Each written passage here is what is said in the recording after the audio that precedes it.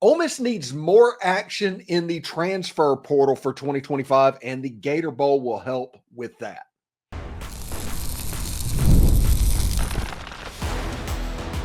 You are Locked On Ole Miss, your daily podcast on the Ole Miss Rebels, part of the Locked On Podcast Network, your team every day. Welcome to the Locked On Ole Miss Podcast, the most watched Ole Miss podcast on YouTube and beyond. I am your host, Steven Willis, a 10-year veteran member of the national media with Yahoo Sports and a former Ole Miss staff member. On today's show, we're diving into the Gator Bowl matchup against the Duke Blue Devils and the bittersweet farewell to a legendary group that has won an incredible 38 games over the last 4 years. Plus, what does that mean for Lane Kiffin and the Rebels in the transfer portal moving forward? We'll also be joined by JJ Jackson from Locked On Blue Devils for an in-depth preview of the Gator Bowl and what to expect from Duke. As always, we're free and available on all the podcast apps and on YouTube. Thank you for making Locked On Ole Miss your first listen every day, and a special shout out to the insiders and everydayers who make this show possible. For your second listen, don't miss Chris Gordy on Locked On SEC or Corey Burton on Locked On Vandy for fresh perspectives on college football, the SEC, heck, even Ole Miss. All right. We're going to do a little bit of a crossover episode, and in a little bit, we're going to talk with JJ Jackson of Locked On Blue Devils. This is a fairly big game for Ole Miss, even though it might seem a little bit weird, and that is because of the transfer portal. A big performance can elevate Ole Miss in the transfer portal in the month of January, which will be an important month for the transfer portal moving forward. Everybody's going to be hurrying up trying to get in, but like UCLA starts school like on January 5th. Ole Miss doesn't start school until the 21st, and the drop ad date is not until like February 2nd or something like that. And for people that say, well, that doesn't matter and everything, Michael Trigg and Jackson Dart enrolled like 2 days before the end of the drop ad date. So it does count as far as the timetable to get people in school. Ole Miss has some stuff on their team that they need fixed for 2025. Not necessarily fixed, but added to. And this Gator Bowl will provide an opportunity for them to build momentum. It's not going to be like the Penn State game. They got a ton of momentum off of that Penn State game last season, but there is a palpable momentum that can happen from this Duke game. Duke is going to be without their starting quarterback in this game. They might be without their starting running back in this game. And with Ole Miss's defense, that probably puts them in a pretty good position to win this game outright as it goes. But hey, Ole Miss this season has lost 2 games as double-digit favorites. So we need to keep that in the back of our mind. But this is a big game for the transfer portal and the momentum that can lead into 2025. Whether Austin Simmons gets on the field and plays quarterback, which I definitely hope he does. I hope Jackson Dart gets the record, the whole 9 yards. Ulysses Bentley, I hope he goes out well. All of the players that have contributed so much to this roster and this team over the last 4 years, I have nothing but gratitude towards. But I do want to see the 2025 players. The way that college football is constructed right now, the bowl game is not the last game of a football season, but the first game of the next football season with absolutely jacked up roster rules. That's just the way it works. With the transfer portal and everything happening in December is a big deal for teams going into the bowl game as far as momentum for the next season. It's going to help them over the last month over the transfer portal in this winter cycle and into spring practice. And, Ole Miss doesn't do a traditional spring game. So this is kind of the opportunity to get some film and put some stuff on tape for coaches and everybody to see moving forward. So we'll see exactly how that goes. Anyway, let's go into Thunderdome one last time in 2024, 2025 with JJ Jackson of Locked On Blue Devils. Let's go. We are in Thunderdome one last time this football season. I am joined by JJ Jackson, the host of Locked On Blue Devils. I am Steven Willis, the host of Locked On Ole Miss. And JJ, this Gator Bowl is absolutely weird because you had a situation going into this game. Everybody just assumed that Ole Miss was going to take the Florida State route. Nobody was going to play in the game. everybody for Ole Miss minus one player is playing the game, and Duke's going to be without two quarterbacks and potentially a running back. It's crazy that we've gotten the spot for Duke, first and foremost, though, Steven. How about the fact they're even in a Gator Bowl? They've never had an opportunity to play in a game like this. It is so rare that Duke has 9 wins in the regular season itself. But the quarterback storyline for Duke is the biggest topic here, because I was excited to see Malik Murphy try and go for a 10-win season for the Blue Devils. But here we are. It's the college football calendar. That's a whole nother conversation that I know that you've been having plenty of in the Ole Miss and SEC world, so to speak. But Duke's going to be in a spot where Henry Belin IV, who's played very limited football throughout his time in college, is going to be getting the start for Duke football. Well, yeah, you mentioned the 10-win season and you mentioned the quarterbacks being out. Are those the two main storylines that Duke is dealing with in this game, or is there anything else? I'd say so. I'd say just the fact that, you want to celebrate the season that is for the Duke team. Since 1941, only 4 times have they ever had 9 wins in a season. In the history of Duke football, that goes over 100 plus years, they have only had one 10-win season in 2013 when David Cutcliffe was at the helm. There's another Duke and Ole Miss connection for us, right? There are very few, but we got a couple out there. I think that's that the quarterback is not going to be who's been there every single day for Duke this season. And then just trying to finish off and celebrate the year that is. And Manny Diaz's first year as a head coach, he was able to put together a 9-3 regular season to get started with his era as the Duke football coach. Pretty crazy that we're here. Yeah, if you want to look at the Ole Miss side of the coin, you have I guess you could say senior class, although in the age of the transfer portal, you can't really do that, but a 4-year period where Ole Miss is going for the 39th win in 4 years, which is impressive for anybody. If you were Alabama and you won 39 games in 4 years, that's an impressive feat.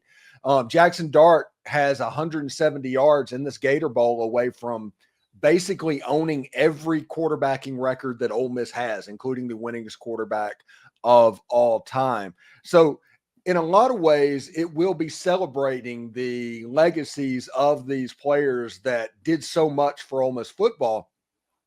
But the other side of it is the young guys that are coming through. I have the opinion, JJ, a game like the Gator Bowl, no shade towards the Gator Bowl or anything like that, but I view it as the first game of 2025, not necessarily the last game of 2024. And so I'm going to be paying attention to like Austin Simmons, the backup quarterback for Ole Miss, who's assumed to be the starter in 2025. Will Logan Diggs, this should be a game that he has a fairly consistent role in, but he has not played all season because he was coming back from an ACL. He's likely going to get carries in this game. And some of the young wide receivers and some of the young players, I think that is a very big test for Ole Miss and something that Ole Miss fans are actually looking forward to on top of celebrating the final game with their heroes. Yeah, it is so interesting to think about, do you celebrate? Do you look forward to what can be? Do you want to give guys playing time to kind of get an idea of what it looks like in the years to come? I mean, how often have college football teams had standout performances in the bowl game, and the next thing you know, that player's not even on your team going into the next season? So very curious if something like that could play out with both of these teams in particular. And then, Steven, I guess before we get into just more key specifics and that sort of thing, another storyline for me when I look at this game is on the defensive side of the ball.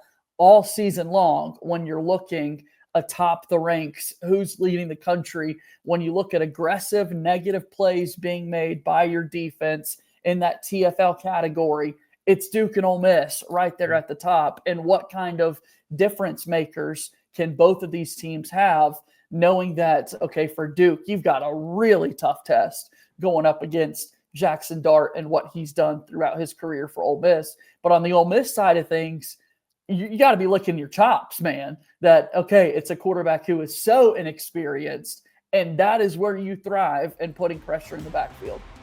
Yeah, it should be really interesting. We'll get into the key matchups in this game, specifically the defense, in just a second when we come back. Did Rocket Money help you find any subscriptions that you forgot about or that you were paying for twice? It definitely happened to me.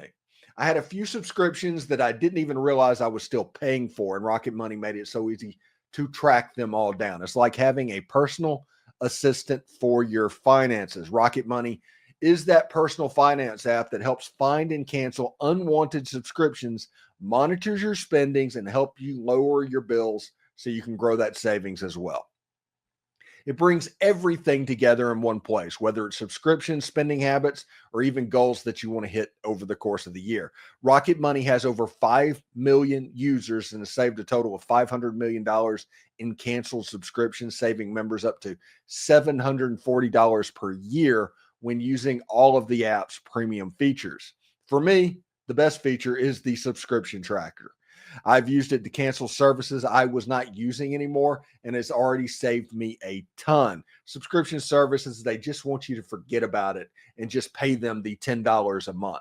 With their goals feature, I've been able to automatically set aside money for the future. No more stressing about budgeting every single month. So cancel those unwanted subscriptions. Reach your financial goals faster with Rocket Money. Go to rocketmoney.com/lockedon today. That's rocketmoney.com/lockedon, rocketmoney.com/lockedon.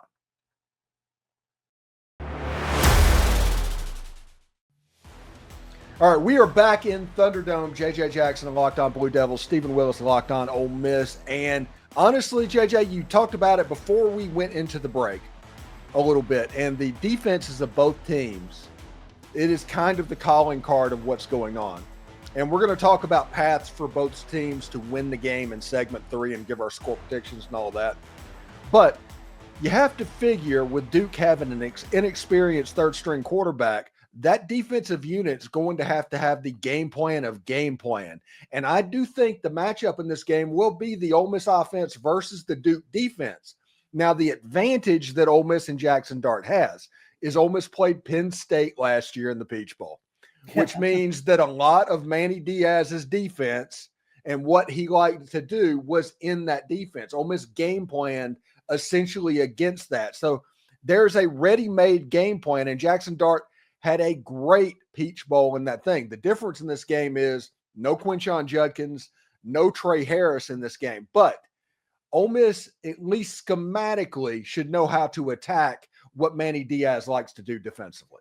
Such a good point that you make there, man. And yeah, we were about a week away from having those two worlds kind of collide, right? Because at the end of last season for Duke, it culminates with the Birmingham Bowl matchup against Troy. And that was the first time that Manny Diaz was spotted kind of in Duke gear and in the mix for Duke football. And then just a few weeks later, I can't remember exact difference in dates there that the games play out. You saw that Penn State group that had been led by Diaz all season long go up against Ole Miss. So in so many ways, they've got to be prepared for that. I think Manny Diaz is, at the time, not really knowing what to expect with if this Duke opening was going to be opened, whether or not Mike Elko was going to head off to Texas A&M. So having said that, there's preparation time that he was starting to kind of figure out, okay, how best can we attack a Lane Kiffin offense? Jackson Dart was still the quarterback, and how you scheme it up and that sort of thing. And so for Duke, I'm really looking at players like VJ Anthony and Wesley Williams on that defensive front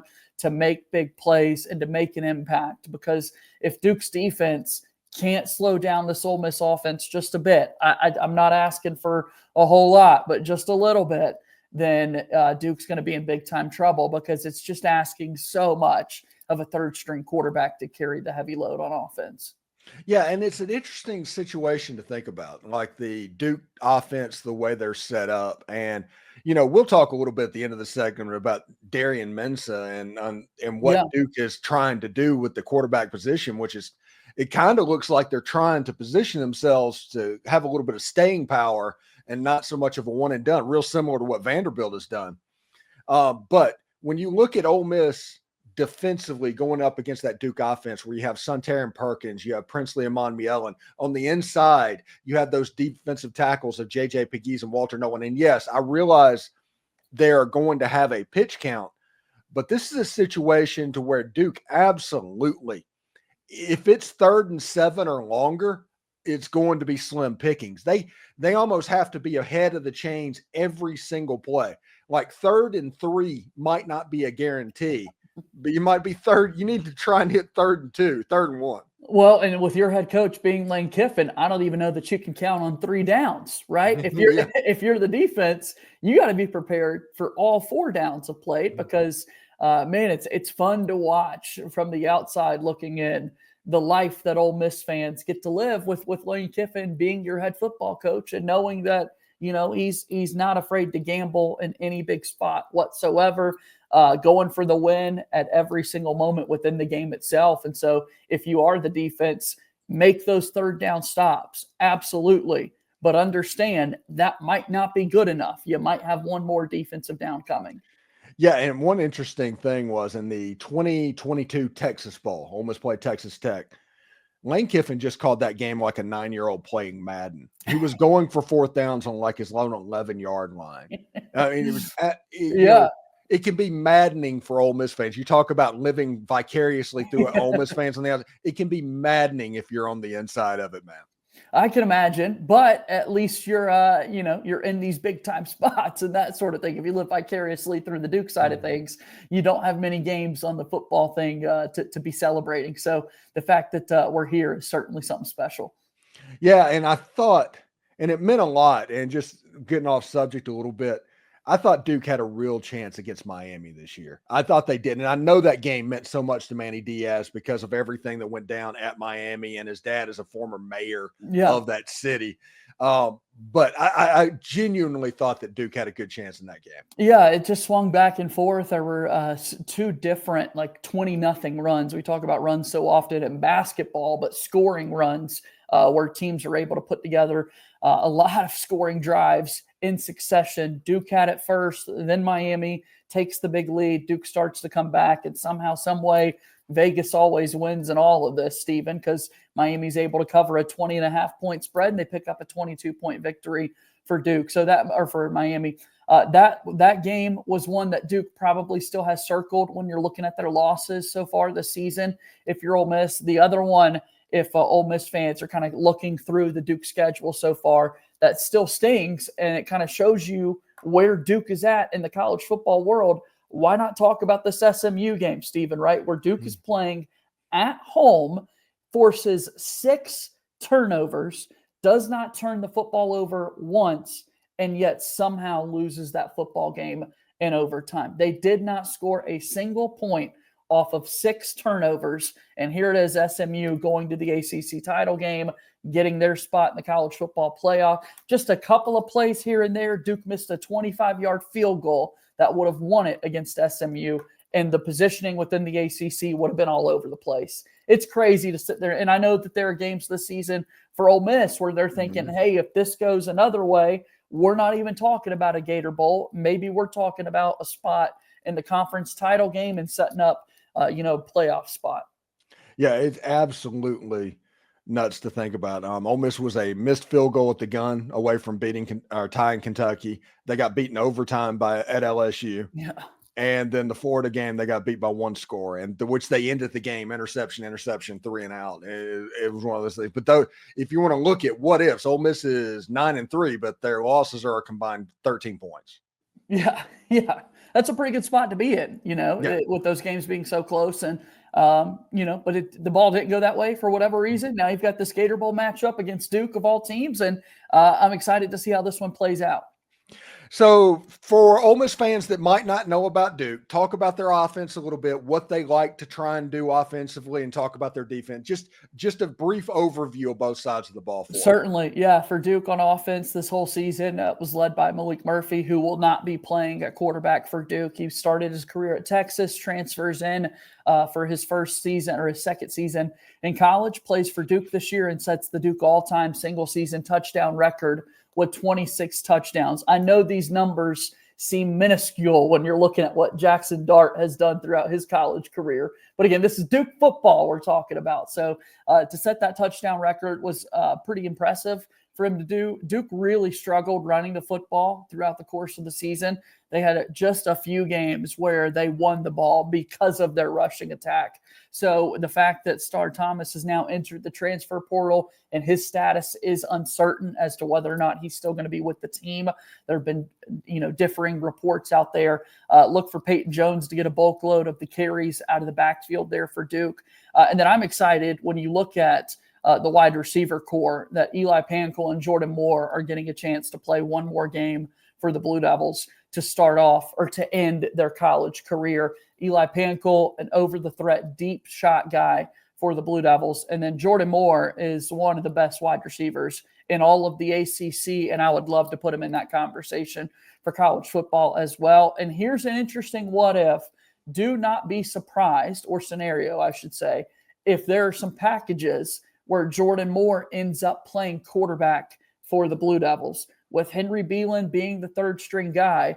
To remind people or let Ole Miss fans be aware, 2 seasons ago, Jordan Moore was a true freshman playing quarterback for the Blue Devils. Going into the next season, he's in a quarterback competition under David Cutcliffe with Riley Leonard. Riley Leonard wins out the job. He's the Duke starting quarterback, and Jordan Moore moved full-time to that wide receiver spot. These last few weeks, as Duke is getting into bowl prep mode, there have been more looks and packages in place with the thought that maybe Jordan Moore could be an option there at quarterback for the Blue Devils in the scenario. And then defensively, to kind of give an overview there on both sides of the ball, Duke really does a nice job pressuring the quarterback. I mentioned VJ Anthony and Wesley Williams there on the front for the Blue Devils. Aaron Hall mixes things up on the interior. And then the secondary features a couple of seniors in Terry Moore and Jalen Stinson, who are ball hawks in every sort of the measure, hard-hitting safeties as well. So those are kind of the guys to be on the lookout for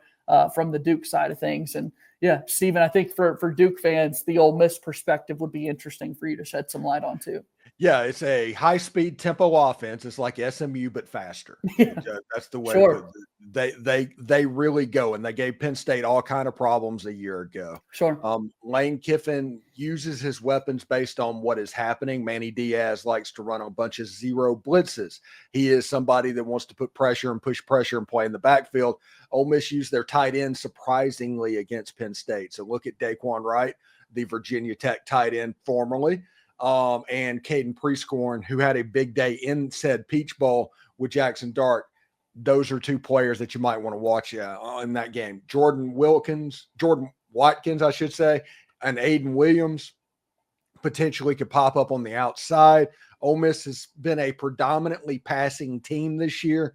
They are normally a running team. The difference between this team and that team last year was Quinshon Judkins. I do think Ulysses Bentley IV has a chance to bust one long during the course of this game because of the way of how aggressive that Duke's defense is. On defense, Ole Miss it's that typical Alabama style defense to where they just kind of boa constrictor you. They have 2 really good defensive linemen on the interior, ends that can get after the quarterback, and linebackers that can fly side to side. And they have a cornerback that I don't think anybody's thrown at him in 6 games. So the defense, they're really salty. When you make a play, celebrate it, honestly, when it comes out. If you get one over, and everybody does generally in a game, there's 3 or 4 plays. It's like, yes, we got them. That's going to happen. Celebrate it, because it's going to be difficult, because the similarities between what Manny Diaz does and what Pete Golding does is forcing explosive plays, forcing long yardage to allow those defensive ends to hunt in the backfield. And if Duke ends up in 3rd and 12, 3rd and 8, it's going to be a very, very long day for the Blue Devils. Yeah, that makes it so worrisome, considering that the kind of major big impact plays that this Ole Miss offense can make throughout the course of the season. But to your point, you got to gamble in big spots like this. You got to do what you do best. And in some ways, I don't think these coaching staffs are going to overthink it, Steven. Here's what I do best. Let's go out there and do it, and may the best man win. All right, Gabe. Thanks again for watching the Locked On Ole Miss podcast, the Locked On Blue Devils podcast. When we come back, we are going to give each team's paths to victory in this game, and of course, give our score prediction as well. Stick around.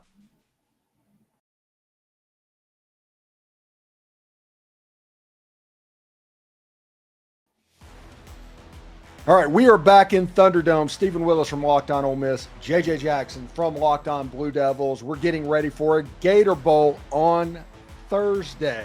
Should be a really fun game. It's two defenses that they are really good at putting you in long yardage. They just are. They're tackle for loss machines. One of my favorite things that I'm rooting for in this game, by the way, JJ, is the backup quarterback if and when he gets in the game, the Austin Simmons. He's a left-handed quarterback. I want to know who Ole Miss has at right tackle to handle a defense that's aggressive. Duke is a perfect case study for if you have a right tackle, because Micah Pettis got into the portal and is going to Florida State. So it's likely going to be somebody from the left side gets moved over to the right side, and I want to see what that looks like. Yeah, as a left-handed person myself, I love seeing left-handed quarterbacks out there competing. So just the thought of that is fun. But to your point, when you switch kind of the side of who becomes your blindside tackle in that spot, can Duke look to attack aggressively there and try and make big impact plays to force those third and long spots and hope that, you don't get them into fourth and manageable, fourth and go for it opportunities there for Lane Kiffin and the offense. All right, so let's give paths to victory. What do you think Duke's path to victory in Jacksonville is?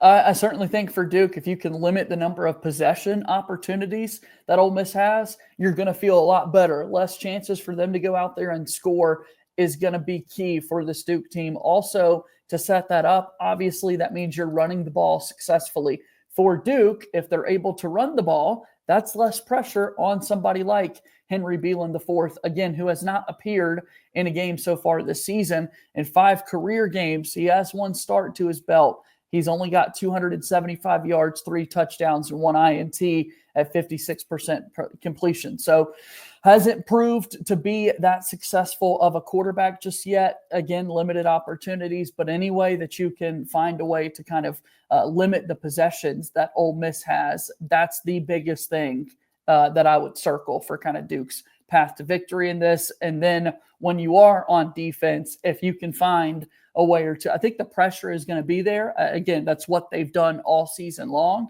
But I think turnovers are going to be important. I think it's going to be killer for both of these teams to give the ball to the opposition to set yourself up in scoring spots. So those are kind of the big things for me.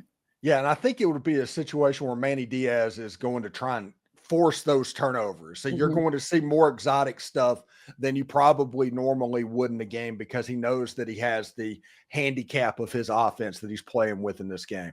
I think for Ole Miss to win this game, and to win this game, honestly, fairly comfortably, they need to play clean. They need to avoid those turnovers. They need to avoid the rock fight that the Ole Miss Kentucky game became. I think that is the goal of what Duke is going to try and have in this game, and that is what Kentucky did to Ole Miss in Oxford way back in September. If Ole Miss can avoid that, get rolling offensively, get a 2-score leads at any point in the game. At any point in the game, if they get a 2-score lead, they'll probably be okay. Duke wants to keep this within 1 score of a game, to where in the fourth quarter, it's a possession. Let's go down and see what happens. And Ole Miss fans are well aware what happens whenever those moments can happen. So I think Ole Miss's path to victory is just playing a clean game. Jackson Dart gets his record. The defense plays solidly and don't give up explosives. I think they will be fine. What's that record for Duke fan? Like, what are they looking out for there with Jackson Dart? 170 yards. Okay. Yeah. Okay. Yeah. That's the number for Duke fans to be aware of then. Yeah, because I think that most of the Ole Miss players are going to be on some kind of a pitch count. Yeah.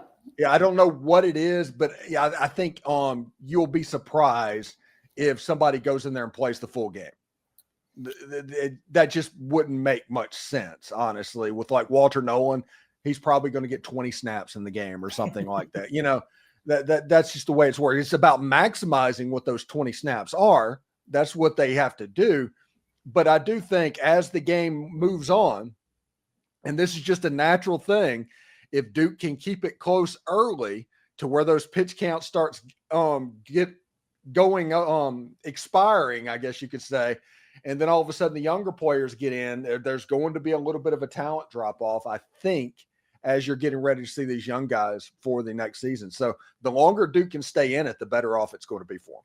No doubt. Yeah, I mean, it would just be an ultimate gut punch if you're Duke and you look up at the scoreboard and, just 7 to 10 minutes of the game have gone by and you're already down a couple of scores. Like that's got to be something where then you're looking at, well, now we're trailing. Now we've really got to throw the ball. And Henry Belin is the quarterback, right? And I mentioned another quarterback option there for the Blue Devils would be Jordan Moore coming back and playing the quarterback, but then they want him to be able to run a little bit, and it's harder to do that when you're down multiple scores. So then he's being asked to get back into the passing game and that sort of thing. So I guess to think about it, kind of winning those first few moments, the first 2 quarters, it is a 4-quarter game after all, trying to see what you could do there at the start.